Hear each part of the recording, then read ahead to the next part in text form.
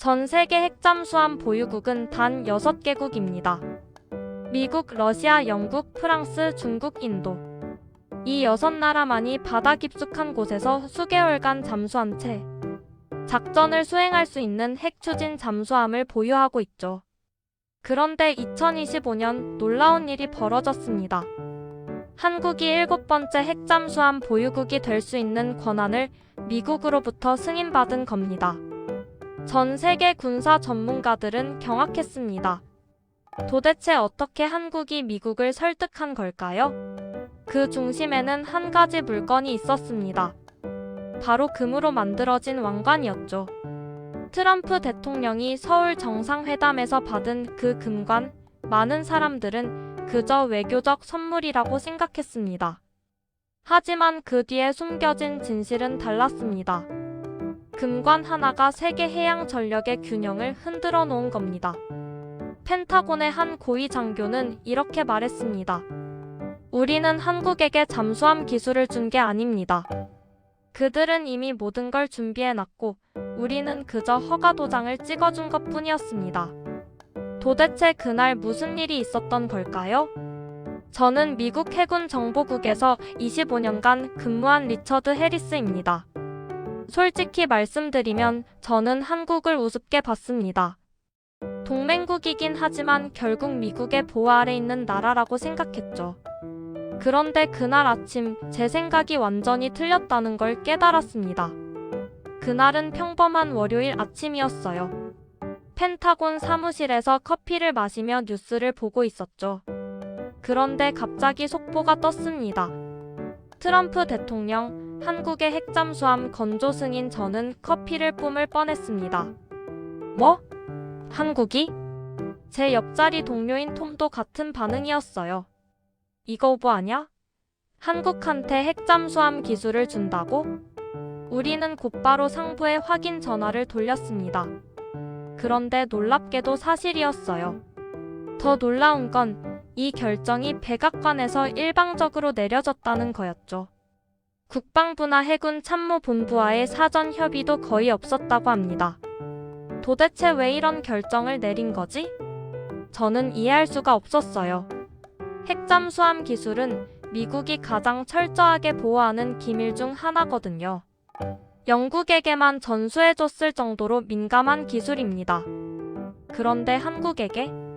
아무리 동맹이라지만 이건 너무 갑작스러운 결정이었죠. 그날 오후 긴급 브리핑이 소집됐습니다. 회의실에는 해군 제독들과 정보국 고위 관계자들이 모여 있었어요. 누가 좀 설명해 줄 수 있나? 도대체 왜 한국인가? 한 제독이 날카롭게 물었죠.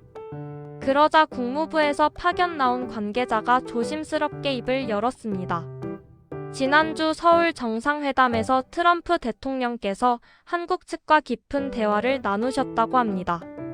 한국 정부는 북한의 잠수함 전력 증강을 우려하며 자체 핵 추진 잠수함 개발을 강력히 요청했다고 하네요. 그래서 그냥 줘버린 거야? 그게 한국 측에서 상당히 파격적인 제안을 했다고 합니다. 필라델피아 조선소를 활성화시키겠다고 했습니다. 한국 기업들이 투자해서 미국 내 일자리를 창출하고 조선 산업을 부흥시키겠다는 제안이었죠. 아, 그제야 이해가 됐습니다. 트럼프 대통령의 핵심 공약이 뭐였습니까? 바로 미국 제조업 부활과 일자리 창출이었죠.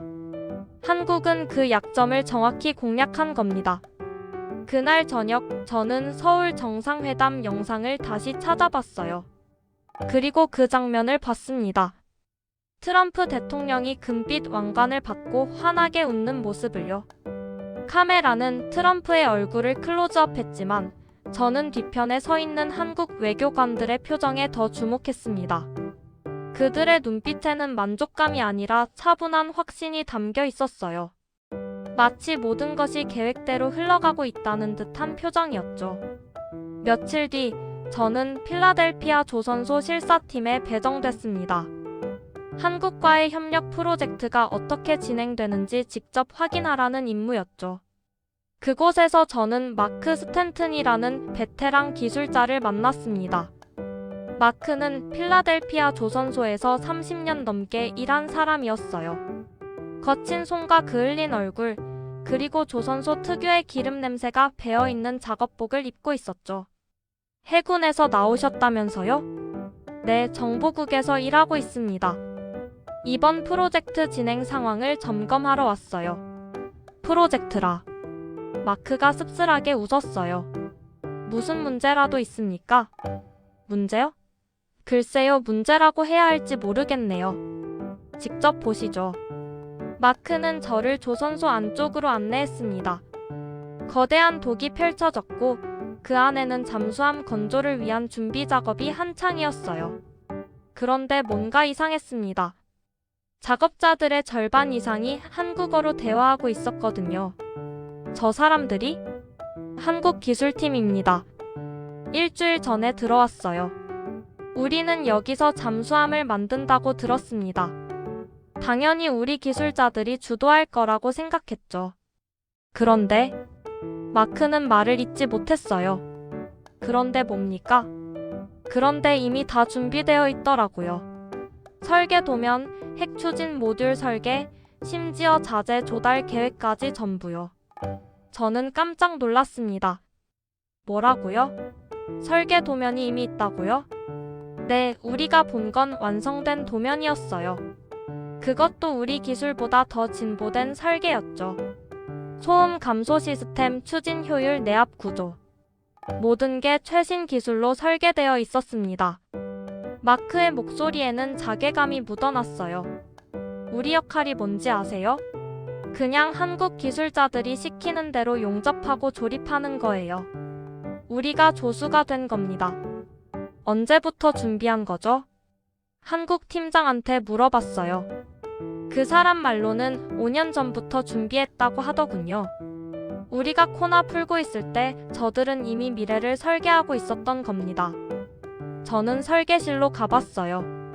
거기서 한국 기술팀 책임자를 만났습니다. 김 부장이라는 40대 중반의 엔지니어였죠. 안녕하십니까, 해리스 장교님. 오실 줄 알았습니다. 설계 도면을 보고 싶습니다. 물론이죠. 그는 대형 모니터를 켰습니다. 화면에 펼쳐진 건 제가 본 것 중 가장 정교한 잠수함 설계도였어요. 이건 언제 만든 겁니까? 기본 설계는 3년 전에 완료했습니다. 이후 지속적으로 업데이트했고요. 3년 전이요? 그때는 아직 승인도 안 났을 텐데요? 김 부장이 미소를 지었어요. 저희는 승인이 날 거라고 확신했습니다. 아니, 확신이 아니라 계획이었죠. 무슨 뜻입니까? 장교님, 저희 대한민국은 전쟁이 끝나지 않은 나라입니다. 북한과 여전히 대치 중이고 주변에는 강대국들이 둘러싸고 있죠. 우리에겐 선택의 여지가 없었어요. 우리 스스로 우리를 지킬 능력을 가져야 했습니다. 김 부장의 눈빛이 진지해졌습니다. 그래서 우리는 준비했어요. 기술을 개발하고 인력을 양성하고 도면을 그렸습니다. 그리고 기회를 기다렸죠. 금관이 그 순간을 만든 건가요? 김 부장이 빙그레 웃었어요. 금관은 그저 상징일 뿐입니다. 진짜 금은 여기 있죠. 그는 설계도를 가리켰습니다. 우리의 기술력, 우리의 준비, 우리의 의지. 그게 진짜 금입니다. 트럼프 대통령은 금관을 받았지만 우리는 미래를 건조하고 있습니다. 저는 그날 밤 보고서를 작성하면서 깨달았습니다. 우리가 한국에게 준 건 기술이 아니라 허가증이었다는 것을요. 그들은 이미 모든 걸 가지고 있었고 우리는 그저 문을 열어준 것뿐이었습니다. 같은 시각 파리에서는 프랑스 군사 전문 기자 루카스 드몽이 이 소식을 접하고 있었습니다. 트럼프가 금관에 넘어갔다고? 파리 편집국에서는 모두가 비웃었습니다. 동료 기자들은 조롱 섞인 기사를 쏟아냈어요. 하지만 루카스는 뭔가 석연치 않았습니다. 한국이 그렇게 단순한 나라였나? 루카스는 한국을 잘 알고 있었어요. 10년 전 그는 서울에서 2년 동안 특파원으로 일한 적이 있었거든요. 그때 그가 본 한국은 결코 단순하지 않았습니다. 직접 가봐야겠어. 루카스는 편집장을 설득했습니다. 이건 단순한 외교 실책 기사가 아닙니다. 뭔가 더 큰 이야기가 있어요. 일주일 후 루카스는 거제도에 있는 대우조선해양을 방문했습니다. 조선소 입구에서 그를 맞이한 건 이 과장이라는 홍보 담당자였어요. 멀리서 오셨습니다. 우리 조선소에 관심을 가져주셔서 감사합니다. 한국의 조선 기술이 세계 최고라고 들었습니다. 직접 보고 싶었어요. 루카스는 조선소를 둘러보며 놀라움을 감추지 못했습니다. 거대한 도계는 여러 척의 선박과 잠수함이 건조되고 있었고 모든 공정이 놀라울 정도로 체계적이었어요. 저기 보이는 게 최신 디젤 잠수함입니다. 도산 안창호함이죠. 세계에서 가장 조용한 잠수함 중 하나입니다. 저희 독자 기술로 만들었죠. 독자 기술이라고요? 네, 저희는 이미 수십 년간 잠수함을 건조해왔습니다. 기술 축적이 상당하죠. 루카스는 생산 라인을 따라 걸으며 질문을 이어갔습니다. 그럼 핵잠수함도 만들 수 있겠네요? 이 과장이 잠시 망설이다가 미소를 지었어요. 공식적으로 말씀드릴 수는 없지만 기술적으로는 충분히 가능합니다. 사실 어려운 건 핵 추진 시스템이지 함체 건조는 이미 저희가 최고 수준이거든요. 루카스는 연구동으로 안내받았어요. 그곳에서 그는 더 놀라운 것을 봤습니다. 인공지능 기반 추진 시스템 시뮬레이션이 돌아가고 있었죠. 이건 뭡니까? AI 기반 소음 제어 시스템입니다. 실시간으로 엔진 소음을 분석하고 상쇄파를 발생시켜 잠수함을 거의 무음으로 만들죠. 젊은 연구원이 설명했습니다. 이 기술은 어디서 배운 겁니까? 배운 게 아니라 개발했습니다. 저희 팀이 5년간 연구한 결과예요. 루카스는 전율을 느꼈어요. 한국은 금을 준 게 아니었습니다. 기술력을 보여준 거였죠. 유럽 언론들이 한국을 비웃고 있던데요? 루카스가 물었어요. 비웃게 두세요. 우리는 비웃음에 익숙합니다. 한국 전쟁 이후 줄곧 비웃음을 들어왔으니까요. 하지만 우리는 그 비웃음을 연료 삼아 여기까지 왔습니다. 루카스는 파리로 돌아와 완전히 다른 기사를 썼습니다. 한국은 금을 주지 않았다. 그들은 세계 최고 수준의 기술력을 보여줬다. 트럼프가 금관에 넘어간 게 아니라 한국의 기술력에 미국이 파트너십을 제안한 것이다. 한편 워싱턴에서는 전 주한미군 정보참모였던 에밀리 그랜트가 이 상황을 예의주시하고 있었습니다. 에밀리는 10년간 서울에서 근무하며 한국을 누구보다 잘 이해하게 된 인물이었죠. 한국이 원한 건 잠수함이 아니야. 에밀리는 동료들에게 말했어요. 그들이 원한 건 동맹 관계의 재정이야. 보호받는 나라에서 동등한 파트너로의 전환이지. 하지만 핵잠수함은 명백히 공격 무기잖아? 아니, 그렇게 보면 안 돼. 한국에게 핵잠수함은 방어 무기야. 북한의 위협뿐만 아니라 중국의 해양 팽창에 대응하기 위한 필수적인 전력이지. 에밀리는 지도를 펼쳤어요. 봐, 한국은 삼면이 바다야. 그리고 그 바다에는 중국 해군이 매년 강해지고 있지. 디젤 잠수함으로는 한계가 있어. 작전 반경이 짧고 수면 위로 올라와야 하니까 탐지될 위험이 크지. 트럼프는 정치적 이득을 계산했겠지. 하지만 국방부와 국무부는 다른 계산을 했을 거야. 한국이 독자적 핵무장으로 가는 것보다 핵잠수함을 주고 동맹 체제 안에 묶어두는 게 낫다고 판단한 거지. 에밀리의 분석은 정확했습니다. 한국은 수십 년간 미국에게 같은 메시지를 보내왔어요. 한국 외교팀이 정말 영리했어. 그들은 트럼프의 심리를 정확히 읽었어.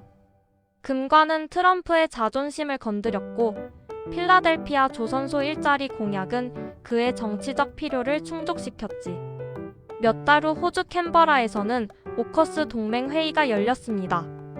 그 회의에 참석한 호주 해군 분석가 데이비드 코너스는 충격적인 브리핑을 받았습니다. 한국이 우리보다 먼저 핵잠수함을 실전 배치할 수도 있습니다. 영국 해군 제독의 말에 회의실이 술렁였어요. 말도 안 돼. 우리는 이미 3년 전에 계약을 했는데? 하지만 한국은 이미 함체를 건조하고 있습니다. 미국의 핵 추진 모듈만 장착하면 바로 시운전에 들어갈 수 있는 상태죠. 그럼 우리는 아직 설계 단계입니다. 호주에 인도되려면 최소 10년은 더 걸릴 겁니다. 데이비드는 믿을 수가 없었어요. 회의가 끝난 후 그는 한국 잠수함 시운전 영상을 입수했습니다. 영상을 재생하자 깜깜한 바닷속이 펼쳐졌어요. 그리고 거대한 그림자가 지나갔습니다. 잠수함이었죠. 그런데 이상했어요. 소음이 거의 들리지 않았습니다. 이게 가능한 일인가? 데이비드는 음향 전문가에게 영상을 보냈어요. 전문가의 답변은 더 충격적이었습니다. 이건 우리가 아는 어떤 잠수함보다 조용합니다. 미국의 최신 버지니아급보다도 조용할 것 같은데요? 데이비드는 보고서를 작성하며 한숨을 쉬었습니다. 호주의 바다는 아직 조용하지만 한국의 바다는 이미 움직이고 있었다. 런던에서는 영국 외교 분석가 사이먼 웨스트가 한 가지 의문을 풀기 위해 조사를 시작했습니다. 바로 그 금관의 의미였죠. 금관이 뭐길래 트럼프가 저렇게 좋아했을까? 사이먼은 한국 역사 전문가를 찾아갔어요. 이 금관은 신라 금관을 복원한 작품입니다. 신라는 1500년 전 한반도를 통일한 왕국이에요. 놀라운 금속 가공 기술을 가지고 있었죠. 그냥 예쁜 장식품 아닌가요? 아니요. 이 금관은 한국의 정체성을 담고 있습니다. 높은 기술력, 오랜 역사, 그리고 자부심. 이 세 가지가 금관 속에 녹아있죠. 사이먼은 깨달았습니다. 한국이 보낸 메시지는 단순하지 않았어요. 우리는 1500년 전부터 금속을 다루는 기술을 가진 민족이다. 우리는 잠수함을 만들 자격이 있다. 그게 금관에 담긴 진짜 메시지였던 겁니다. 트럼프는 이걸 그냥 번쩍이는 왕관으로 봤겠지만 한국은 문명의 증거로 보낸 거였어. 한편 도쿄에서는 일본 군사평론가 타카하시 켄이 불안에 떨고 있었습니다. 한국이 너무 앞서갔어. 방송 토론회에서 타카하시가 말했습니다. 우리는 아직도 헌법 개정 논의나 하고 있는데 한국은 이미 핵잠수함을 확보했어요. 타카하시는 깊이 연구할수록 한 가지 사실을 깨달았습니다. 한국이 원한 건 핵무기가 아니었어. 핵추진 시스템의 자주권이었어요. 스스로 에너지를 만들고 스스로 움직일 수 있는 능력. 그게 진짜 독립이죠. 워싱턴에서는 전 백악관 보좌관 사라 밀러가 내부 문서를 검토하고 있었습니다. 이상해. 한국과의 협상 과정이 너무 순조로웠어. 사라는 한국 외교팀의 움직임을 추적했어요. 그리고 놀라운 사실을 발견했습니다. 한국은 트럼프가 당선되기 전부터 이미 여러 시나리오를 준비하고 있었던 겁니다. 클린턴이 됐어도 트럼프가 됐어도 그들은 준비되어 있었어. 사라는 한국 외교부가 작성한 보고서를 입수했어요. 시나리오 A 민주당 정부 마이너스 환경, 인권, 민주주의 가치 강조. 시나리오 B 공화당 정부 마이너스 경제적 이득, 일자리, 실리 강조. 한국은 모든 경우의 수를 준비했던 겁니다. 그리고 트럼프가 당선되자 그들은 시나리오 B를 실행에 옮겼죠. 트럼프는 자기가 거래를 주도한 줄 알았겠지. 하지만 지도는 한국이 그리고 있었어. 더 놀라운 건 금관 선물 타이밍이었습니다. 한국은 트럼프의 심리를 정확히 읽고 있었어요. 금관은 트럼프의 자존심을 채워줬어. 그리고 그 순간 트럼프는 한국의 제안에 더 열린 마음을 갖게 됐지. 마침내 그날이 왔습니다. 한국 최초의 핵추진 잠수함 진수식이 열린 날이었죠. 캐나다 해군 전략가 마이클 오닐은 초청받아 거제도에 와 있었습니다. 드디어 보게 되는군. 진수식장에는 각국 해군 무관들과 기자들이 모여 있었습니다. 식이 시작되고 거대한 막이 걷히자 검은색 함체가 모습을 드러냈어요. 유선형의 아름다운 디자인, 그리고 함체에 새겨진 태극마크. 아름답군. 마이클은 감탄했습니다. 함체가 물에 닿자 큰 물보라가 일었습니다. 그리고 천천히 물 위로 떠올랐죠. 태극기가 바람에 펄럭이며 함체 위에서 빛났습니다. 세계의 해양 균형이 변했습니다. 옆에 서 있던 미국 해군 제독이 말했어요.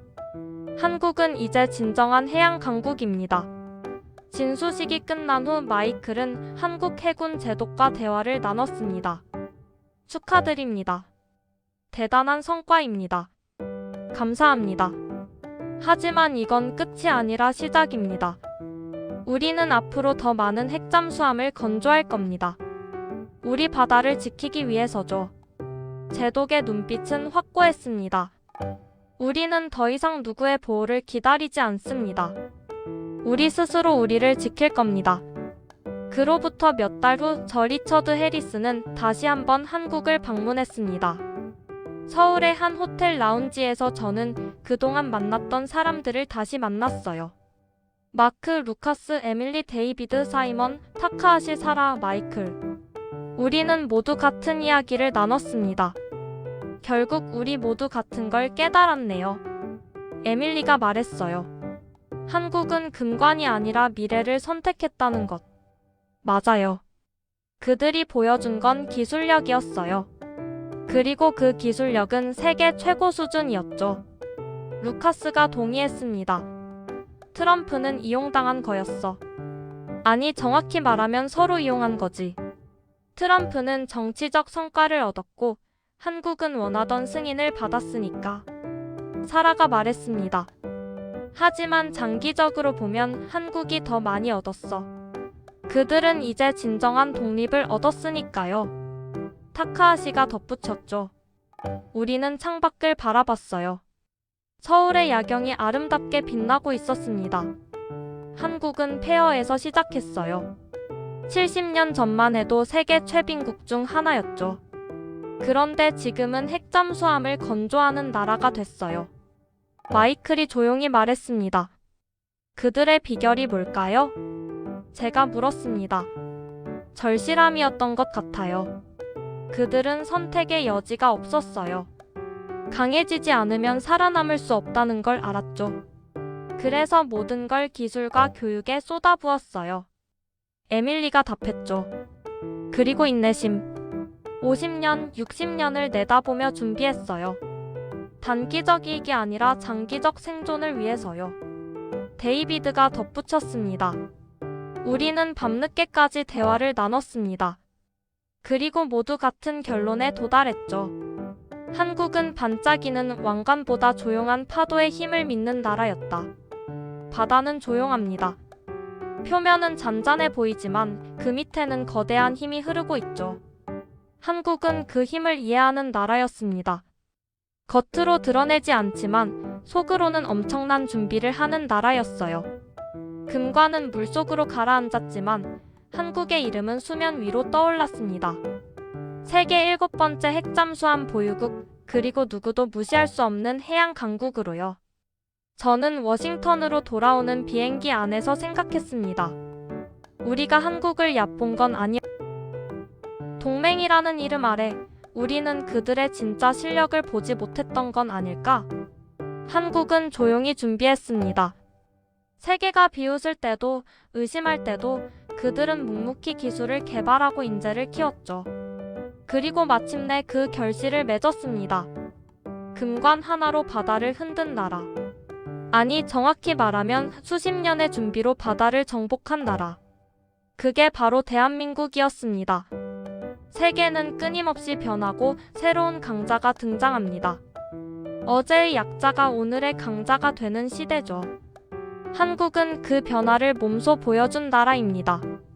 그리고 그 변화의 중심에는 기술이 있었습니다. 반짝이는 금이 아니라 조선소에서 빛나는 기술력. 화려한 외교가 아니라 치밀한 준비. 그게 한국의 진짜 힘이었습니다. 지금도 한국의 핵잠수함은 바다 어딘가를 조용히 항해하고 있을 겁니다. 아무도 모르게, 하지만 확실하게 자신의 존재를 증명하면서요. 한국은 증명했습니다. 작은 나라도 큰 꿈을 꿀 수 있다는 것을. 절실함과 준비가 있다면 불가능도 가능으로 바꿀 수 있다는 것을요. 그리고 그 증명은 바다 깊은 곳에서 지금도 계속되고 있습니다.